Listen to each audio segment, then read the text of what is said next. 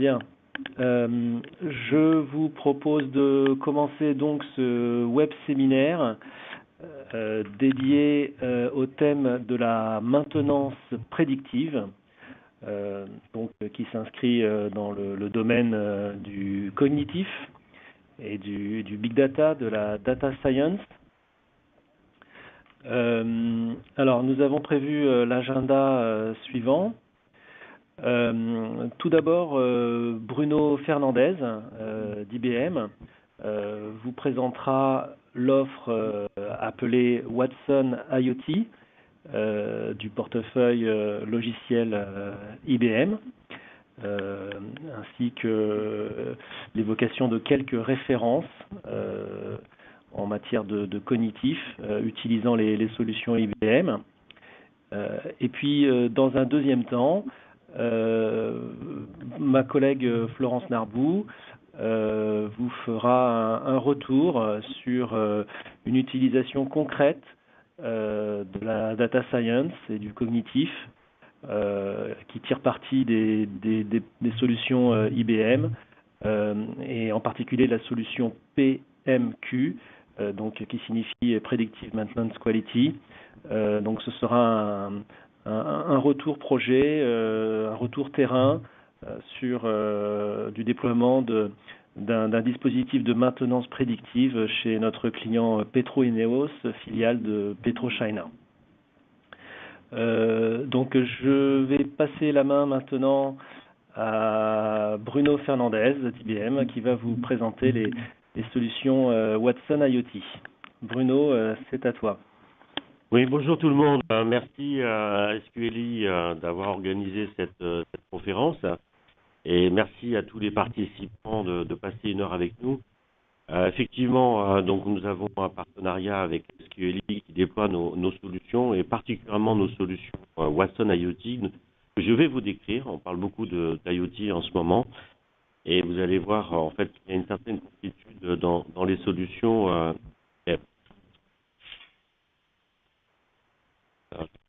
Au stade suivant. Donc, c'est vrai qu'aujourd'hui, on parle beaucoup d'IoT et on voit que l'IoT au sens large, c'est-à-dire l'Internet des objets, tout ce qui est objet connecté, en fait, c'est un driver intéressant pour nos clients pour faire leur transformation digitale et donc aller vers de nouveaux horizons. Le premier domaine, et c'est celui qui va nous intéresser aujourd'hui, c'est tout ce qui est amélioration des opérations. Donc, amélioration des opérations de production, maintenance prédictive. On a beaucoup de clients qui utilisent nos solutions pour pouvoir améliorer ce qu'ils font, avoir une meilleure performance. Deuxième domaine, la capacité avec les choses connectées ou les objets connectés de créer de nouveaux produits ou de nouveaux services. Donc, bien entendu, ça nous revient tous à l'esprit, que ce soit les montres ou que ce soit les véhicules. Aujourd'hui, il y a de plus en plus de services autour des objets connectés qui sont proposés par des sociétés. Le dernier point, c'est l'engagement client et l'expérience client. Que ce soit par exemple dans le transport aérien, dans le transport automobile ou dans le transport ferroviaire, donner une expérience aux utilisateurs, aux passagers un petit peu plus innovante en utilisant ces différentes technologies. Vous voyez sur la partie gauche, à partir des sensors, à partir du cycle de vie du produit, à partir de la connectivité qui aujourd'hui devient un élément de plus accessible en termes de technologie. Les technologies cloud qui vont permettre de déployer assez rapidement et un élément important, les solutions analytiques et cognitives un petit peu avancées dont on va parler essentiellement aujourd'hui.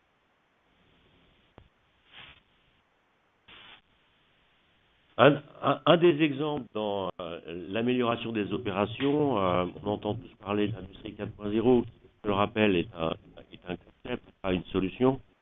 Un concept lancé par l'industrie et le gouvernement allemand. L'objectif, c'est de réindustrialiser le pays où le monde industriel aille vers d'autres pays. Chaque pays a sa nation, chaque pays industriel. Il y a une démarche tout à fait similaire en France, dont de grands acteurs économiques et industriels français partent. Il y a aussi la même chose en Grande-Bretagne, aux États-Unis, sur Internet, aussi au Japon et aussi en Chine. Ce que l'on voit aujourd'hui dans cette révolution 4.0, c'est ni plus ni moins que d'utiliser la donnée comme de la matière première pour améliorer les opérations, la productivité, etc. Il ne s'agit pas de faire de nouvelles usines, d'augmenter le nombre d'usines. Il s'agit essentiellement de pouvoir exploiter. On le verra dans beaucoup de cas, on a des données, dans d'autres cas, on n'a pas de données, et donc il y a des remplacements de machines qui de l'eau permettent effectivement d'aller vers une logique industrie 4.0.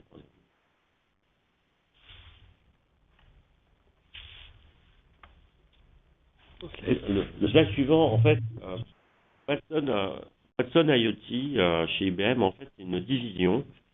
C'est une division qui est une division mondiale. Donc, bien entendu, il y a une entité en France. Et nos solutions, on va dire analytiques, sont plutôt utilisées dans ce domaine. Soit il s'agit de pouvoir récupérer un peu d'intelligence sur les équipements, contrôler leur performance, leurs problèmes, et donc aller vers de la maintenance prédictive, voire de la maintenance prescriptive. Donc là, vous avez un exemple concernant les gains potentiels sur les arrêts de production qu'on peut éviter en utilisant nos solutions maintenance prédictive et prescriptive. Deuxième domaine, c'est les opérations, un procédé industriel ou un procédé de maintenance ou un procédé d'utilisation d'un asset particulier, utiliser des fonctions analytiques pour essayer de comprendre à quels sont les paramètres tangibles qui amènent à une bonne performance. Et inversement, quels sont les procédés ou les paramètres qui amènent à une mauvaise performance ou d'instabilité. Donc on va jouer sur les cadences, on va jouer sur les processus et on va jouer sur la qualité, essayer d'enlever les problèmes de qualité qu'on peut avoir. Le dernier point, c'est sur les ressources. On a besoin de ressources pour faire fonctionner un asset, soit un asset de production, un asset de service comme dans le transport. Et l'exploitation des données qu'on peut avoir, par exemple énergétiques, mais aussi sur les différentes personnes intervenantes, permettent de réduire, par exemple, la facture énergétique, parce qu'on va comprendre mieux un procédé particulier d'utilisation d'un asset et plus performant si on a ce type de paramètres sur la production d'énergie, ou alors, concernant les opérateurs, essayer d'identifier quels sont les moments sur lesquels ils ont un risque de sécurité par rapport à un procédé particulier et à un fonctionnement de l'action. Les solutions, vous voyez donc sur ce slide l'ensemble des solutions PM de Watson. Ce qui est important, c'est que l'ensemble de ces solutions sont disponibles en premise, en cloud. Enfin, au moins, toutes elles sont disponibles en cloud. Certaines sont aussi disponibles en premise. Et en fait, je vais partir sur la partie droite, sur la partie Maximo. Maximo, c'est une solution de défense, relativement complète, utilisée par de clients, je crois un certain nombre de présents dans ce pôle. Et on va, avec Maximo, faire l'orchestration de maintenance, soit planifiée, soit faire de la maintenance réactive quand on fait un équipement qui est en place. Ce qu'on va essayer de faire avec l'ensemble des autres solutions, c'est de relier ce monde digital, donc applicatif Maximo, au monde physique, c'est-à-dire aux assets. C'est la partie que vous voyez à gauche. Donc, que ce soit sur les machines, les équipements, récupérer des données, que ce soit sur les sensors, on va éventuellement mettre en complément sur, les micros des participants sont désactivés. Ce qu'on va mettre sur donc des sensors complémentaires si on n'a pas ce type d'information disponible directement à partir des équipements. Ça peut être une locomotive, ça peut être aussi une installation industrielle. Et le dernier point, c'est des données exogènes qui souvent sont intéressantes à analyser. Alors on pense tout de suite à deux choses. Des données d'environnement, comme des données météo qui peuvent avoir un impact sur un fonctionnement. Ça peut être du caténaire, ça peut être aussi un procédé industriel. Et aussi des données de réseaux sociaux ou de blogs où de gens s'expriment et donc peuvent donner des informations importantes sur un fonctionnement ou un bon fonctionnement ou un mauvais fonctionnement d'un asset. Et ça peut être parfois une source d'informations assez intéressante. La PDG de General Motors, qui ont choisi nos solutions, ont fait une communication à Davos et en expliquant qu'effectivement, avec ces solutions, notamment qui permettent de récupérer des informations exogènes, ils ont pu réduire de manière significative les recalls sur les véhicules et d'anticiper les problèmes et arrêter la production, enfin tout du moins avec les composants qui posaient problème. Donc ça se chiffre en dizaines et en centaines de millions. Donc ça, ce sont les sources de données. Au milieu, vous avez les solutions analytics. Donc on va beaucoup parler de PMQ un peu plus tard dans la présentation, que ce soit pour la maintenance prescriptive, pour que ce soit la capacité d'anticiper des problèmes de qualité de garantie, que ce soit aussi sur le pilotage de la performance des équipements, des installations, et aussi l'optimisation de l'utilisation des ressources et de la sécurité des ressources. Ça, c'est la partie analytique. Il y a aussi à l'intérieur de nos solutions des solutions cognitives qui vont permettre d'analyser des contenus non structurés. Par exemple, des comptes rendus de maintenance, des comptes rendus d'utilisation d'assets, de la documentation de dépannage, et qui vont permettre d'être plus performants quand on va exploiter un asset.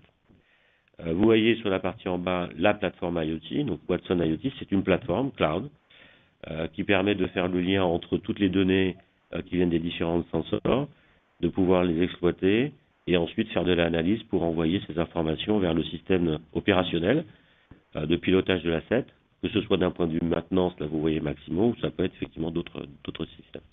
Bon, je ne vais pas parler trop longtemps sur la partie Edge Computing, mais de plus en plus, on va être capable de mettre des micro-composants analytics plus proches des équipements pour éviter de remonter toutes les informations et de faire des traitements en local. C'est le Edge Analytics. On a des partenariats avec Cisco, avec Intel, pour ne citer que ces deux-là. Voilà, je ne vais pas aller trop loin. Je vais rentrer simplement dans un slide, le slide suivant, pour rentrer sur une description assez rapide de ce qu'est PMQ. Alors PMQ veut dire Predictive Maintenance and Quality. Encore une fois, il y a différentes composants, mais essentiellement on est sur de l'analytics pour permettre de faire de la maintenance prédictive et du contrôle qualité ou la prédiction de mauvaise qualité. Et il y a un certain nombre de fonctionnalités dans cette plateforme qui est connectée à la plateforme IoT d'IBM. Et ça fait en fait basiquement trois choses.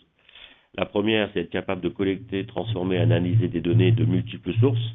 En général, on va avoir beaucoup de sources de données quand on va faire un projet, dans l'objectif d'identifier, comprendre, expliquer un phénomène, par exemple un mauvais fonctionnement, une casse-machine, et de voir si on est capable de prédire.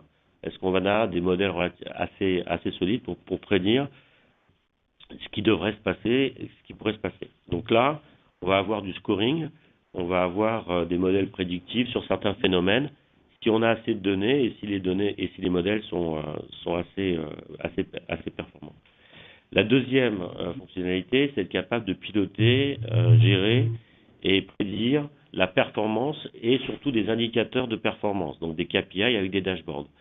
Donc en fait, c'est la matérialisation de ce que je viens de dire précédemment, la première fonction, avec en plus, en fait, toutes les données qui remontent sur ce qui se passe. Donc je vais avoir, grâce à ces fonctions de dashboard, que ce soit sur une tablette ou n'importe où, je vais avoir la capacité effectivement de voir ce qui se passe et aussi d'avoir une projection sur ce qui va se passer. Le dernier point qui n'est pas le moins important, c'est être capable de définir et d'exécuter des actions en fonction des prédictions qui sont faites. Et donc là, pourquoi c'est l'élément important? Parce que c'est là qu'on va donner de la valeur à toute l'information. Et donc de définir quel type d'action on va lancer quand on a tel type de phénomène avec une probabilité ou un risque de telle nature. On peut décider de faire des choses simples, on peut décider de faire des choses plus complexes. Il y a en fait dans la plateforme, y compris un solver qui permet de réconcilier par exemple des plans de maintenance par rapport à des risques opérationnels qu'on a pu imaginer. Voilà. Donc je vais m'arrêter là. Je vais simplement balayer quelques références. Vous voyez, il y a pas mal de logos prestigieux, dont des sociétés françaises. Alors, toutes n'utilisent pas l'ensemble des technologies dont je vous ai parlé. Donc, je rappelle la partie données exogènes, météo.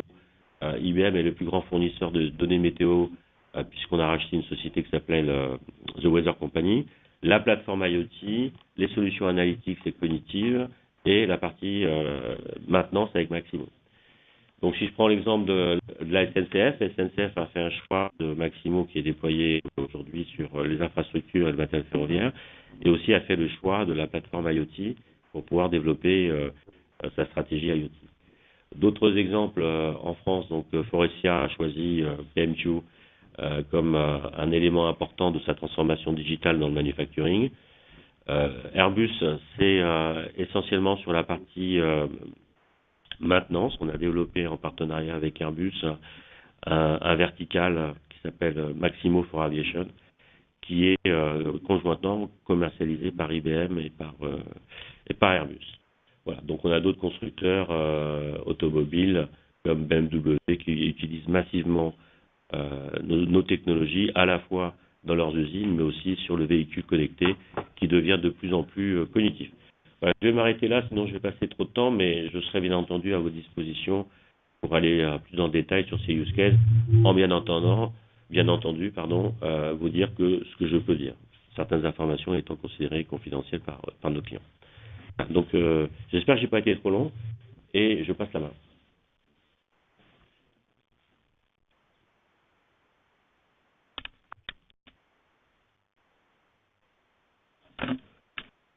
À moins que vous ayez des questions.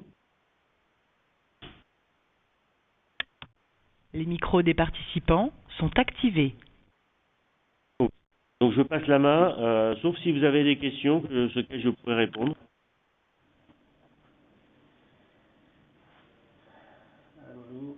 Donc on va continuer. Bonjour, Florence Narbou. Je suis la manager de l'entité Smart Industry chez SQLI. Et je vais vous présenter un REX concernant l'utilisation de PMQ chez Petroineos.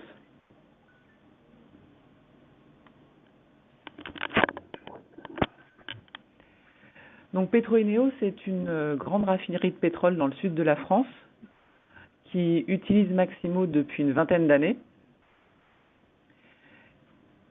et qui a décidé de faire un POC sur PMQ pour permettre de améliorer la maintenance des compresseurs à hydrogène. Je suis désolée, on ne peut pas recouper les micros de l'ensemble des participants. Par contre, hormis moi, il faudrait que tous les autres participants coupent leur micro.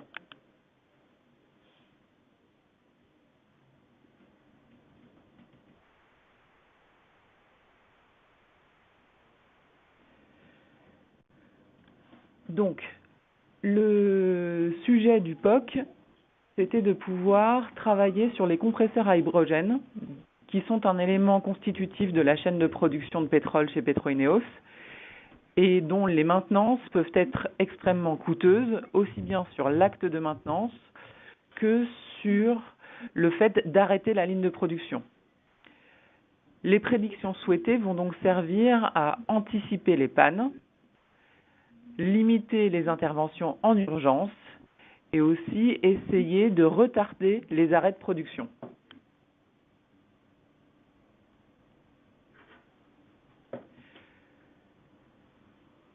Pour faire cette expérimentation, nous avons utilisé des données issues de capteurs positionnés sur le compresseur à hydrogène et ramenés par un outil qui s'appelle PI. Nous avons utilisé aussi l'ensemble de l'historique de maintenance issu de Maximo et l'ensemble des alertes de production issues de Matricon. Ceci va pouvoir nous permettre de mettre en place un modèle prédictif.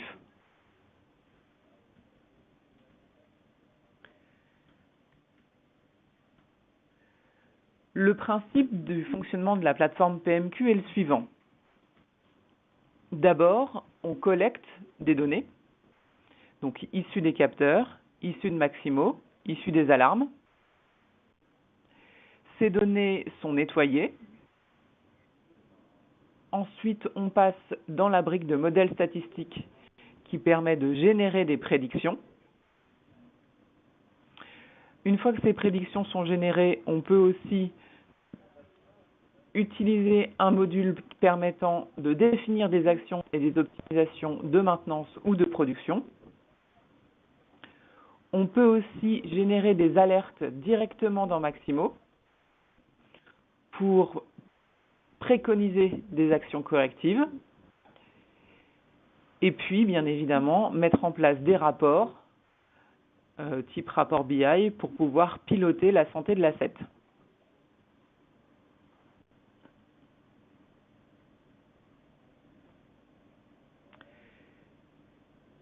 La méthodologie et le planning sur ce POC a été le suivant.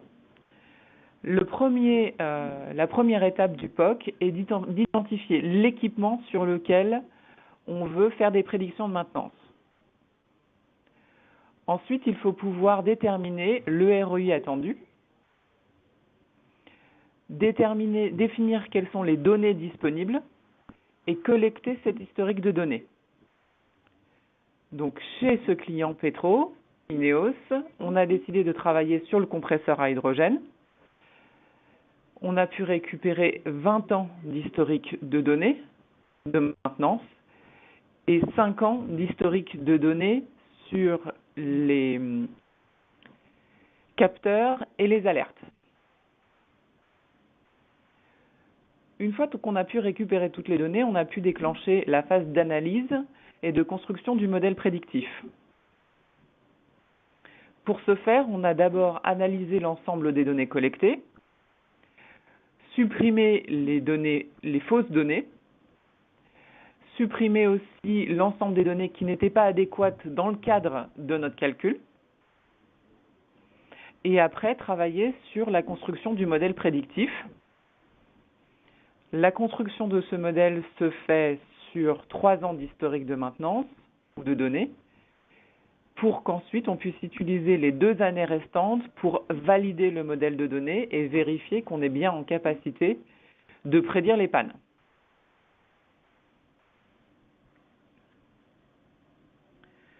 La 3e étape est la constitution d'un rapport. En l'occurrence, pour Petro-Ineos, on a constitué un rapport très simple qui est simplement le carnet de vie de l'équipement. Allô? Donc, qui est simplement le carnet de vie de l'équipement. Je pense que quelqu'un a coupé son micro, c'est parfait. Et ensuite, on a fait une étape de rapport final qui permet de présenter à l'ensemble de l'équipe projet le résultat du POC, le résultat des prédictions et une visualisation du rapport de vie de l'équipement. On a pu aussi présenter l'architecture type nécessaire à implémenter le projet en production.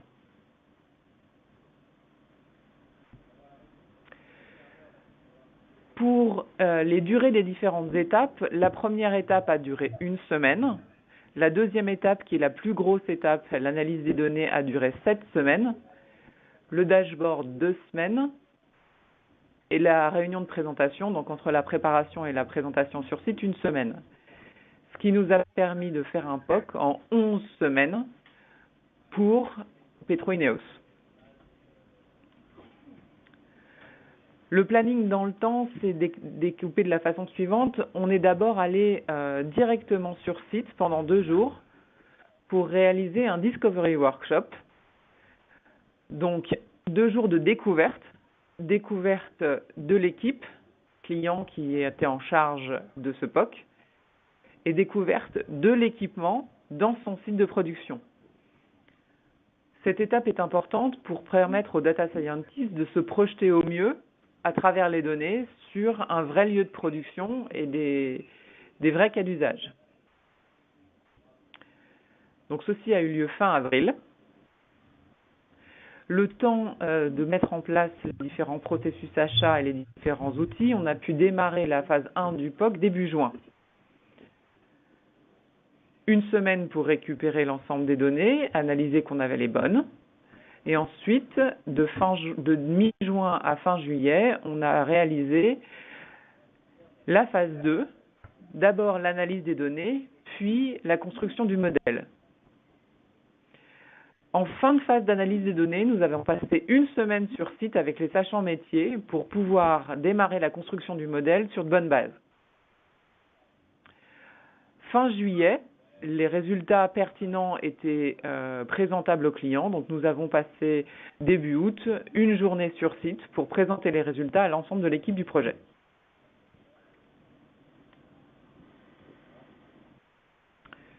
Petit zoom sur l'organisation. L'équipe était une équipe mixte entre SQLI, IBM et Petro-INEOS. Côté SQLI IBM, j'étais responsable du projet. Nous étions accompagnés par un data scientist expert de la solution PMQ, par un responsable de projet senior sur la solution PMQ pour s'assurer que tout était fait dans les règles de l'art, et un expert CMS de Maximo. Côté Petro-INEOS, nous avions un sponsor qui était le responsable de la maintenance du site, un responsable du projet qui était en charge d'assurer la disponibilité de l'ensemble des experts et des experts métiers qui connaissent parfaitement et la vie de la maintenance sur le site Petro-INEOS, mais aussi le compresseur à hydrogène qu'on étudiait. Nous avions mis en place un espace de documents partagés pour pouvoir partager des données facilement. Toutes les données étaient aussi stockées sur cet espace. Nous faisions un progress report 2 fois par semaine en conférence téléphonique pour permettre à l'ensemble des participants de connaître nos avancements.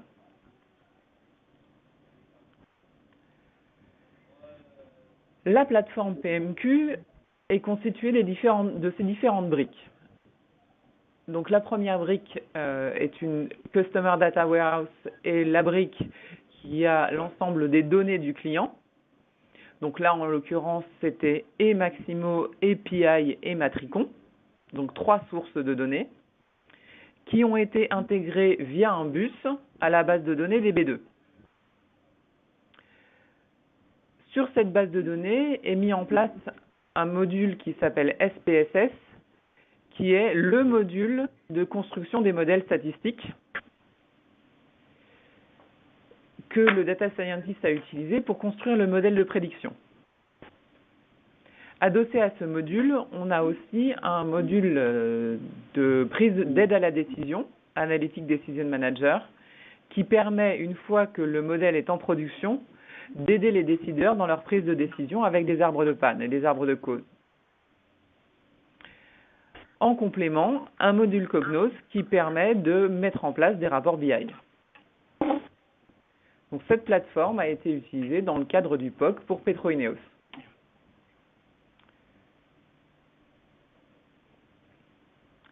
Les résultats et les chiffres utilisés. Pour pouvoir faire ce POC, nous avions à notre disposition 52 paramètres entrants sur des données allant de 2011 à 2016.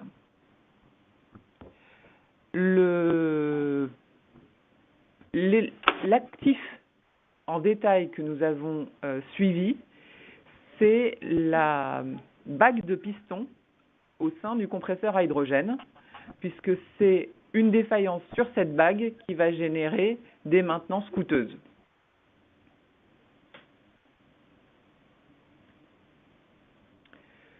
Donc nous avons nettoyé les données et construit de premiers modèles statistiques, le data scientist seul, puis avec les métiers, pour pouvoir affiner le modèle statistique, on a étudié les deux bacs de pistons, puisque sur le cylindre compresseur à hydrogène, il y a deux pistons, et on a pu étudier les comportements statistiques des deux bacs de pistons pour pouvoir avoir des prédictions sur ces deux éléments.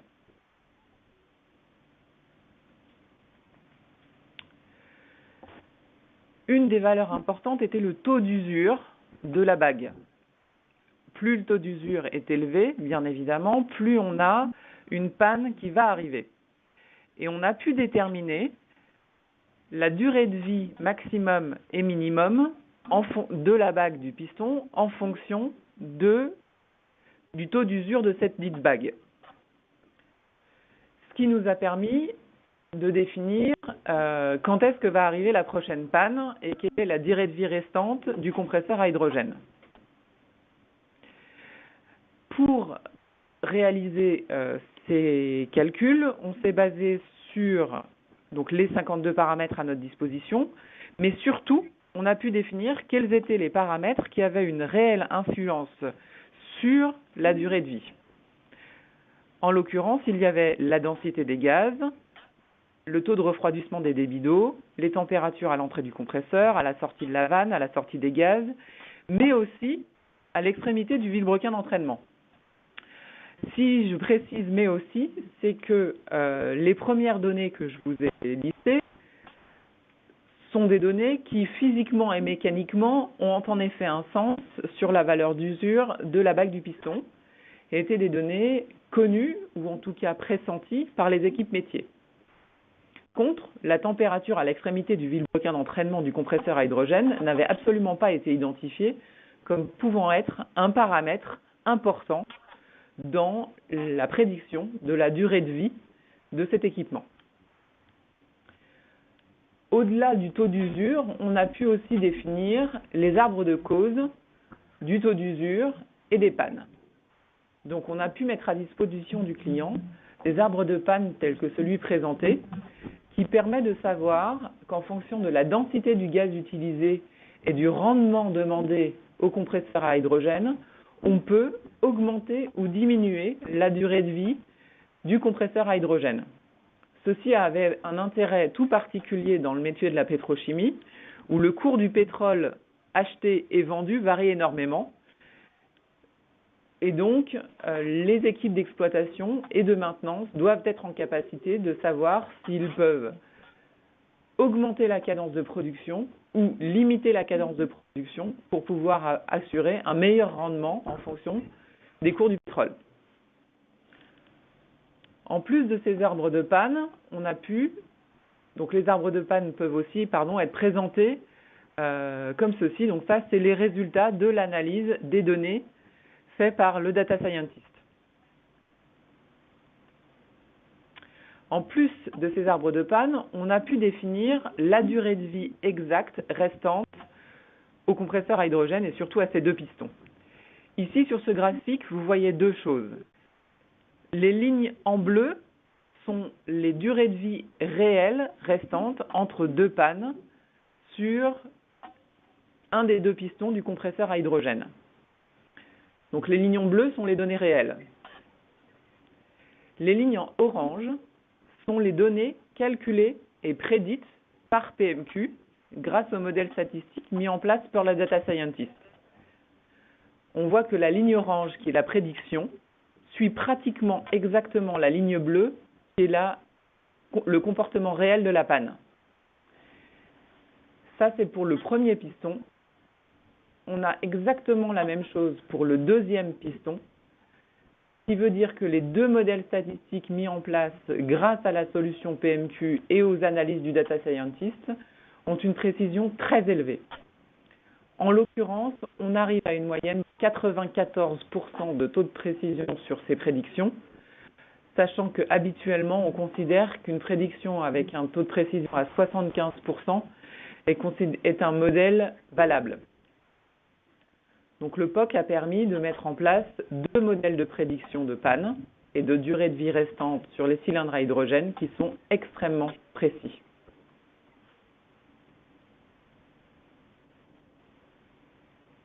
Je vais maintenant vous présenter les facteurs de succès de ce POC et les quelques leçons qu'on a pu en tirer. Tout d'abord, il faut très précisément choisir l'asset, l'actif sur lequel va être mis en place le modèle de prédiction. Il faut absolument avoir des données autour de cet asset, puisque l'ensemble du système PMQ est basé sur des prédictions à partir de données d'historique et données vivantes. Il faut aussi, à l'avance, définir la cible de précision qu'on veut atteindre. Un taux de précision à 70, 80 ou 90%, ce qui déterminera l'effort et le temps à passer sur le modèle de prédiction pour atteindre cette cible de précision. Et puis, il faut aussi déterminer à l'avance si le modèle de prédiction doit être juste un mois avant, une semaine avant ou un jour avant. Là, en l'occurrence, dans le cadre de Petro-INEOS, l'objectif fixé par le client était d'avoir une précision à 85%, ce qu'on a largement atteint, et une prédiction valable 3 semaines à l'avance. Et on a vu que notre modèle permettait d'avoir une prédiction valable plus d'1 mois à l'avance. Il faut aussi déterminer quel est le type de rapport que vous voulez mettre en place à la fin du POC. Là, en l'occurrence, c'était le carnet de vie de l'équipement. Et puis, définir si l'architecture proposée par PMQ est une architecture que vous pouvez mettre en place dans votre récit.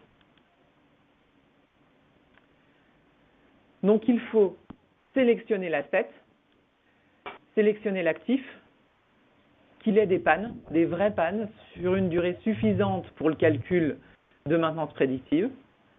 Il faut avoir des données homogènes, ou en tout cas le plus homogène possible, avec un important historique de données et un important nombre de paramètres. Pour ce POC, on a eu à nos dispositions 52 paramètres d'entrée, donc autant pour chaque piston, et 50 d'historique de données homogènes, ce qui nous a permis d'avoir une grosse quantité de données sur lesquelles positionner notre modèle statistique. Il faut bien définir le cas d'usage. Un cas d'usage suffisamment simple pour être compréhensible par tous lors du POC, aussi bien par les métiers que par le data scientist. Et l'équipe projet, sponsor du projet de maintenance prédictive. Donc là, en l'occurrence, notre cas d'usage était la définition de la durée de vie restante de chacun des pistons du compresseur à hydrogène. Bien évidemment, il faut aussi définir un cas d'usage qui a un ROI suffisant. Dans le cadre de Petro-INEOS, la maintenance d'un des pistons du compresseur nécessite l'arrêt complet de la ligne de production de pétrole. Donc on comprend rapidement que le ROI peut être très important. Et puis, dernier point, et pas des moindres, il faut avoir des sachants métiers et des connaisseurs du produit disponibles. En effet, le data scientist n'est pas un expert en maintenance, n'est pas un expert en compresseur à hydrogène et va avoir besoin de confronter son modèle statistique et l'analyse des données qu'il a faites avec les sachants métiers, les équipes d'exploitation, les équipes de maintenance pour valider ce modèle et valider le choix définitif des paramètres entrant dans le modèle.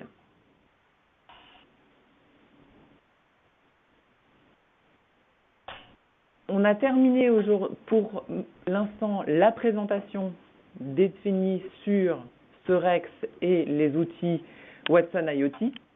Ce que je vous propose, c'est qu'on passe à une phase de questions-réponses. Alors, bien sûr, allumez vos micros l'un après l'autre, si possible. Donc, je vais revenir sur les résultats qui ont été présentés. Est-ce que certains d'entre vous ont des questions ? Alors, qu'est-ce qu'on conseille pour démarrer un projet ? Pour démarrer un projet, on conseille de choisir un asset essayez de définir un cas d'usage et surtout qu'on vous rencontre, qu'on comprenne votre contexte de maintenance et qu'on puisse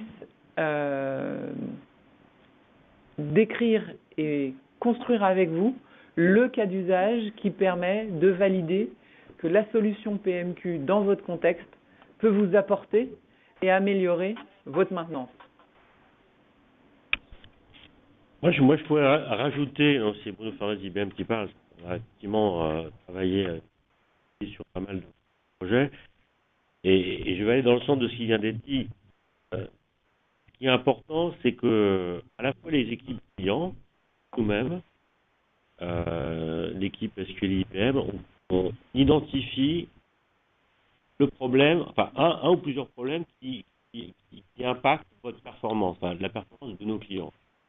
On l'a vu là sur ces pompes à hydrogène, un arrêt de production. J'ai montré quelques exemples, c'est sur des moteurs qui tombent en panne sur des avions, ça peut avoir un problème parce que les vols sont annulés, etc. Donc il faut bien isoler le problème et l'impact de ce problème dans les opérations chez le client. Vous pouvez avoir des machines qui tombent en panne, des équipements qui tombent en panne, mais qui n'ont pas forcément un impact parce qu'il y a des solutions de contournement pas chères.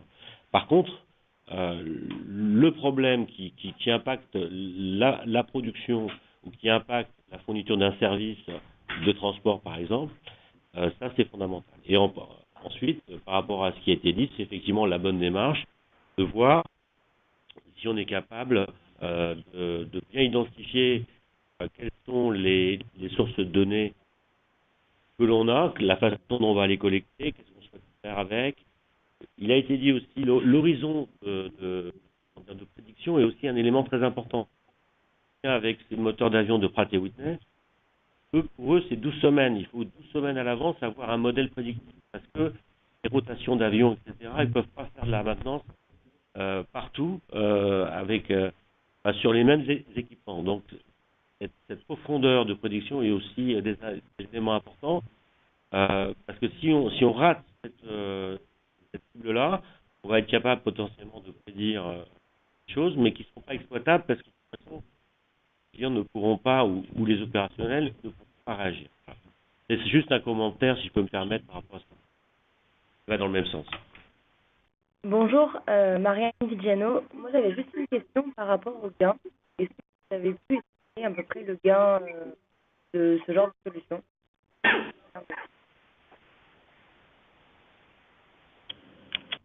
Alors, dans le cadre de Petro-Ineos, le gain financier était extrêmement important puisque on a deux sources de gains dans le cadre de ce projet. La première source de gain, c'est le fait d'éviter les maintenances quand il n'y en a pas besoin.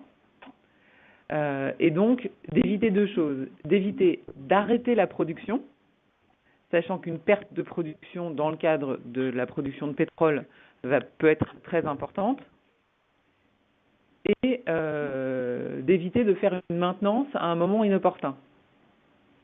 En l'occurrence, un arrêt de maintenance sur le compresseur à hydrogène, c'est plusieurs de centaines de milliers d'euros. On a d'autres clients qui ont commencé des démarches de maintenance prédictive sur des assets pour lesquels ils ont aussi plusieurs instances de cet actif sur différentes usines qui sont exactement de la même génération, outillées exactement de la même manière. Et là, on multiplie les gains par le nombre d'assets qu'on surveille.